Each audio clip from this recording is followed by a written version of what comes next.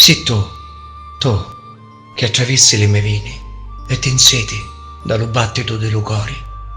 Tu, che assumi di la pezza lava, ancora fuoco vivo, magma, delle sfumature rossi e gialli, della passione dell'amore. Sì, tu, l'appassionato vento, che trascina lontano le umeri dell'umano verserio, lontano le fondamenta dell'Olimpo. Sì, tu, lo sole che sperluci di briosi inverni, le buttonette che spuntano a primavera.